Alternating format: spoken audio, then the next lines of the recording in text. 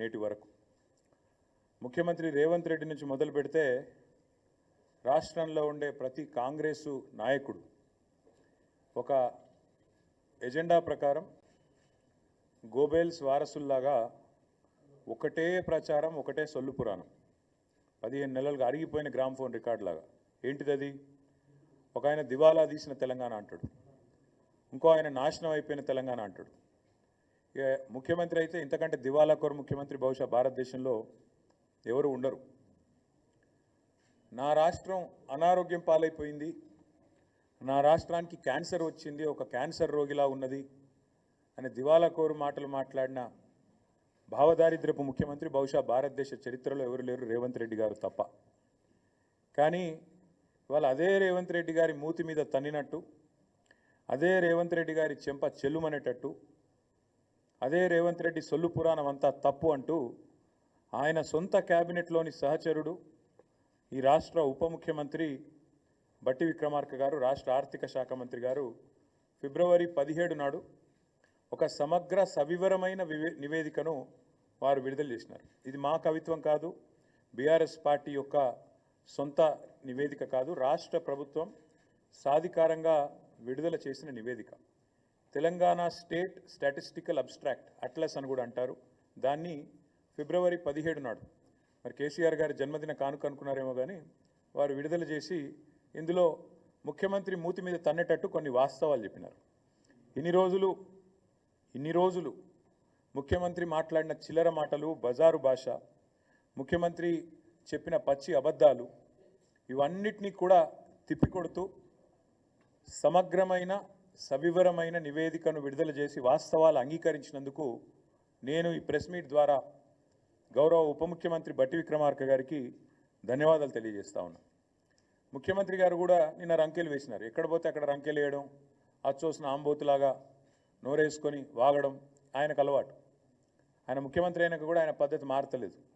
వారికి కూడా నేను విజ్ఞప్తి చేస్తా ఉన్నా ముఖ్యమంత్రి గారికి, దయచేసి మీరు సొల్లు మాట్లాడే ముందు, నోరు తెరిచే ముందు మీ సహచరుడు, మీ మంత్రివర్గ సహచరుడు సెక్రటేరియట్లో ఆయన విడుదల చేసిన ఈ నివేదికను ఒకసారి చదవండి. కొన్ని చదివే తీరిక, ఓపిక తమరికి లేకపోతే మీ పక్కన పెట్టుకున్న అడ్వైజర్లు ఉన్నారు కదా, 5గురో 6గురో, వాళ్ళతో చెప్పించుకోండి. కనీసం ఒక రిపోర్ట్ తెప్పించుకొని నేను ఏముందో చదువుకోండి. చదువుకోకుండా వాగితే మీతో పాటు రాష్ట్ర పరువు కూడా గంగలో కలుస్తున్నది. ముఖ్యమంత్రి గారికి నేను ఇంకొక విజ్ఞప్తి కూడా చేస్తా ఉన్నా. మీరు ఆ మధ్యలో ఒక మాట అన్నారు, లంకె బిందెలు ఉంటాయనుకొని వచ్చినా లంకె బిందెలు లేవని. లంకె బిందెలు ఉన్నాయి, ఎక్కడున్నాయో కూడా అడ్రస్ చెప్తా, రాసుకో, ఒక పెన్ను పేపర్ పట్టుకొని కూర్చో. ఈ స్టాటిస్టికల్ అబ్స్ట్రాక్ట్ అనేది ఏదైతుందో ప్రభుత్వం ఎంత దౌర్భాగ్య ప్రభుత్వం ఇదంటే, ఇది వాస్తవాలు చెప్పింది, వాస్తవాలను బయటపెట్టింది అని మేము చెప్పంగానే వెంటనే మరుక్షణమే దీన్ని తీసేసినారు, తొలగించినారు. ఎక్కడికి వెళ్ళి వెబ్సైట్లోకి వెళ్ళి వెంటనే డిలీట్ చేసినారు. ఎందుకంటే వాస్తవాలు బయటకు వచ్చినాయి, ఎందుకంటే చదవకుండా రిలీజ్ చేసినారు. చేసినాక అరే అందులో మొత్తం కేసీఆర్ను పొగుడుతున్నదా అని ఎవరో చెప్పినట్టున్నారు చదివిన వాళ్ళు, చెప్పగానే వెంటనే డిలీట్ చేసినారు. అందుకే నేను మా మీడియా మిత్రులను కూడా అడుగుతా ఉన్నా, నేను ఈ రిపోర్ట్ నివేదిక మీ అందరికి ఇస్తాను, మా సోషల్ మీడియాలో నేను కూడా పెడతాను. ఇది మా నివేదిక కాదు, ప్రభుత్వం. అందుకని మేము డౌన్లోడ్ చేసి పెట్టుకున్నాం, ఎందుకన్నా మంచిది దౌర్భాగ్యులు తీసేస్తారని తెలుసు కాబట్టి పెట్టుకున్నాము, మీకు అందజేస్తాను. ఇందులో ఏముందో చెప్పే ప్రయత్నం నేను మీకు చేస్తాను. ఇందులో ఎంత స్పష్టంగా చెప్పినారంటే, ఇన్ని రోజులు కాంగ్రెస్ చేసిన ప్రచారం చిల్లర ప్రచారం, రాజకీయాల్లో లాభం కోసం చేసిన ప్రచారం అబద్ధం, పచ్చి అసత్యం అనే మాట ఇదే నివేదిక ధృవీకరించింది. ఈ నివేదికలో స్పష్టంగా చెప్పారు, రాష్ట్ర తలసరి ఆదాయం 2014లో 10వ స్థానంలో ఉంది భారతదేశంలో మన రాష్ట్రం. రాష్ట్రం ఏర్పడ్డ నాడు, తెలంగాణను మాకు కాంగ్రెస్ అప్పచెప్పిన నాడు, ఆనాడు 10వ స్థానంలో తలసరి ఆదాయంలో ఉన్న మన తెలంగాణ ఈ నివేదిక ప్రకారం ఇవాళ నంబర్ 1 స్థానంలో ఉంది. మేము ఇచ్చిపోయినాడు 2022-23లో వీళ్ళకి అప్పచెప్పిపోయినాడు, నంబర్ 1 స్థానంలో ఉంది అని చెప్పి ఇదే నివేదిక చాలా స్పష్టంగా కుండబద్దలు కొట్టింది. నంబర్ 1. నంబర్ 2, ఇదే నివేదికలో ఇంకో మాట ఏం చెప్పారంటే, ఆనాడు 2014-15లో దేశ సగటు 86,000 ఉంటే తలసరి ఆదాయం, ఆనాడు మాకు అప్పచెప్పినాడు కాంగ్రెసు మన తలసరి ఆదాయం 1,24,000. కానీ ఈరోజు ఎంత పెరిగింది అనడానికి కూడా ఇదిగో ఇక్కడ ఇదే నివేదికలో కుండబద్దలు కొట్టారు.